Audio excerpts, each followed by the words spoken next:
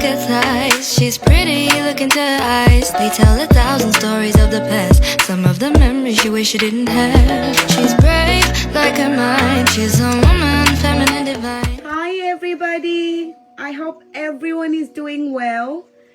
And I hope everybody is having a blessed day. Today, I'm not just surviving. I'm thriving. But getting here wasn't linear or easy or quick. It took years of facing things I didn't want to face and showing up for myself even when it felt pointless. This is a story of my trauma healing journey, the messy middle, the breakthrough, and the tools that helped me when I thought nothing would. 6 years ago, I couldn't get out of my bed without feeling like world was caving in. In this video, I want to share not just what I went through, but how I slowly and painfully rebuilt myself. I can't live like this anymore. I thought healing meant feeling good. It didn't. It meant facing everything I tried to bury. Healing wasn't straight line. It was messy, slow and painful, but worth it. First thing I did was therapy, journaling, cutting ties, and also I did somatic healing. I'm not perfect, but thriving. Healing is possible, even if it takes time. 6 years ago, I didn't know if I was going to make it. I was in a survival mood every single day. I was anxious, numb, disconnected from people, from myself, from life. I didn't even know what healing looked like. I just knew something had to change.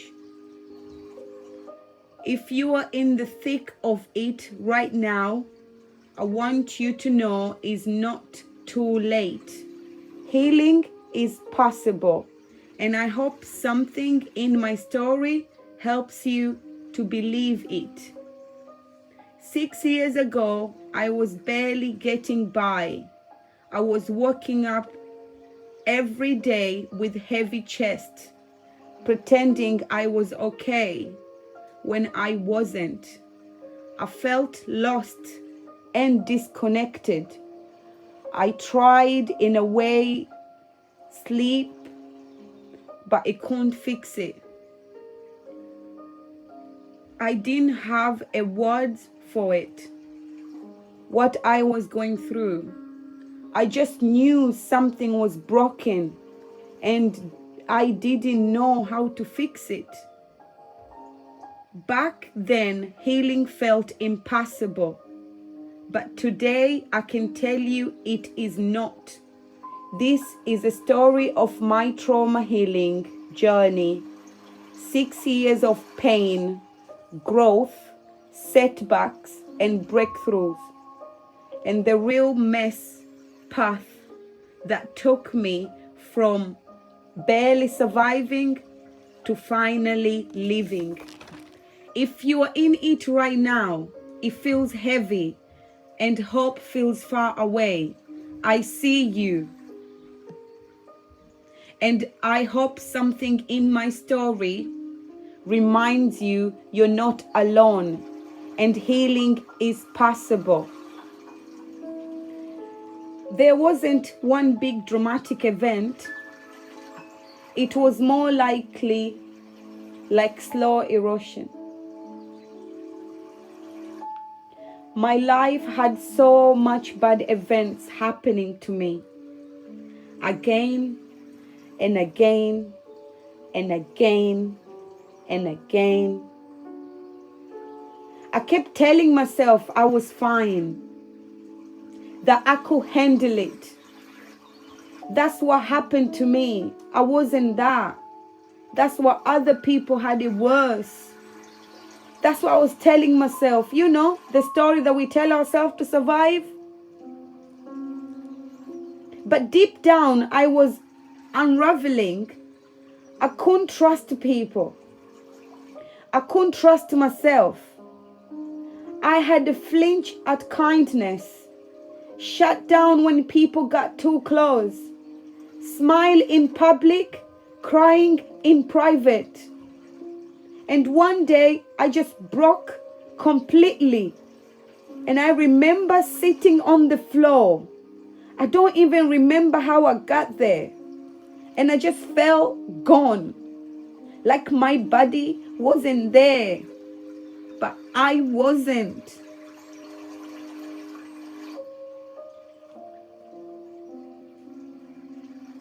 There was a moment I realized I wasn't living. I was coping. I was surviving in the body that never felt safe. Carrying pain I never gave myself permission to feel. And something inside me whispered, if you don't start healing, this will be your whole life. That whisper became the turning point. I didn't know what healing looked like. I just knew I wanted something different, even if I had no idea how to get there. After my breaking point, I had to take first step toward healing. I wish I could say that after that moment, everything got better. But it didn't. Not right away. What came next wasn't a breakthrough. It was a beginning. A quiet, awkward, often painful beginning. I didn't even call it healing back then. I just started doing small things that felt like maybe they could help me. And that's where my healing journey began. The first steps toward healing, imperfect beginnings. At first, healing didn't look like anything special. It looked like Googling, why do I feel like this? At 2 a.m., it looked like writing a journal and then ripping out the pages because it felt too raw. It looked like showing up to a therapy and saying nothing for 20 minutes. I wasn't trying to get better. I was just trying to stop drowning. Some days, the only healing I did was drinking water, brushing my teeth, or texting someone back. And someday, I didn't even feel to do that. But slowly, painfully slowly, I started to notice patterns, things that made me feel worse and things that made me feel a little safer. Like how I always spiraled after often being around certain people, or how my body will tighten every time I ignore a boundary just to keep the peace. I didn't know it at the time, but that awareness, those tiny observations were my first sign of progress. Before anything could change, I had to see clearly, and that clarity gave me something I hadn't felt in years. Here is the part that no one really tells you about healing. Most of the time, some days I felt empowered, and clear and grounded. And other days, I was triggered by the smallest things and spiral all over again. I kept thinking, wait, I thought I was past this. Why am I back here again? But the truth is, healing is a cycle. It's not a ladder you climb. It's a spiral. You return to the same wounds over and over. But each time, a little more wisdom, a little more capacity. There were weeks I journaled every day, meditate and drank water like a wellness poster. And I had a week where I couldn't get out of bed, where my nervous system just said, no, not today. And I had to learn that those weeks didn't mean I was failing. They meant I was human. I started unlearning the belief that healing meant always feeling better. I stopped trying to fix myself and started learning how to sit with myself, even in the hard moments. Sometimes that looked like crying without trying to stop it. Sometimes it was saying no and dealing with the guilt. Sometimes it was just holding my own hand, literally when no one else could. And little by little, I began to notice that those awful days came less than often. And when they did come, I didn't fall apart the same way. That was progress, not flashy, not linear, but real. There weren't fireworks, no dramatic music or Instagram worth transformation. But my breakthrough came in soft, ordinary moments that used to break me. Like the first time I got triggered, and instead of shouting down or exploding, I just paused, took a breath, chose to respond, not reacting. Or the day I said to someone, no, and I didn't apologize afterward. I felt terrified, shaky, but also free. There was even a moment, and I'll never forget this, where I caught myself laughing, like actually laughing from my belly.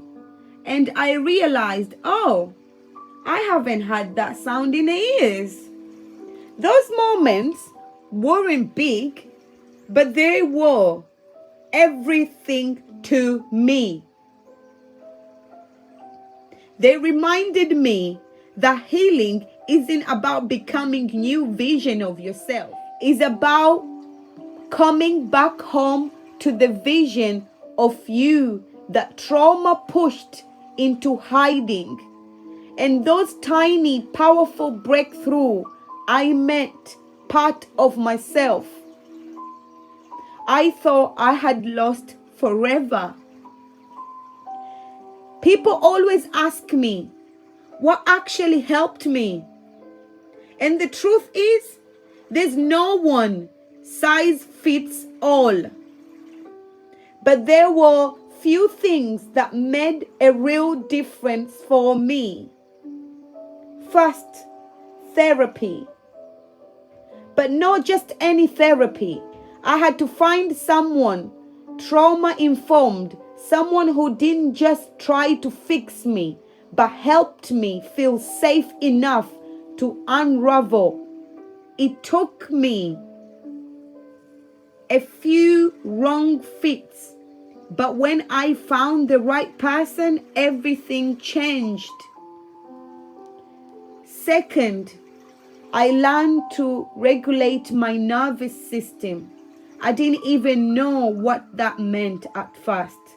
But once I started practicing breathwork, grounding, and somatic tools, I finally understood why I was always felt on edge.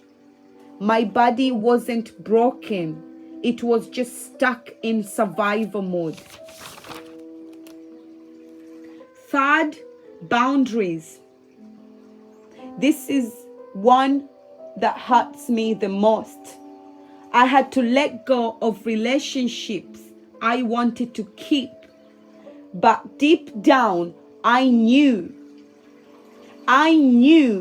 they were keeping me stuck. I had to learn that love without safety isn't love, is fear. And maybe the most important thing was learning to meet myself with compassion. I spent so many years judging myself for how I coped. But I wasn't broken.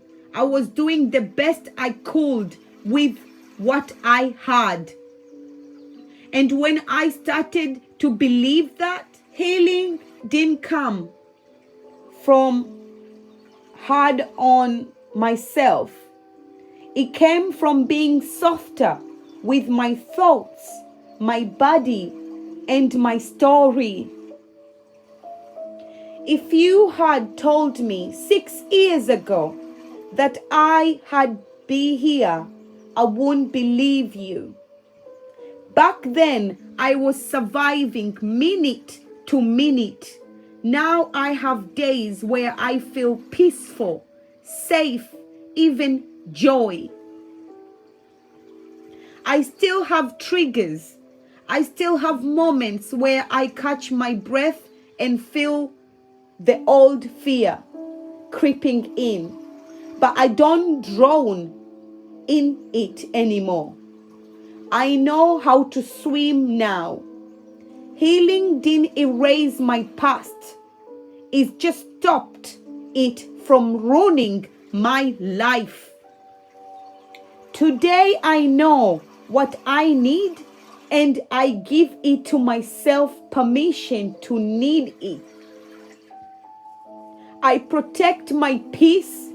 I don't abandon myself to keep others comfortable. No, I'm not healed. I don't think healing has a finish line, but I am free. I am free in the ways I never imagined.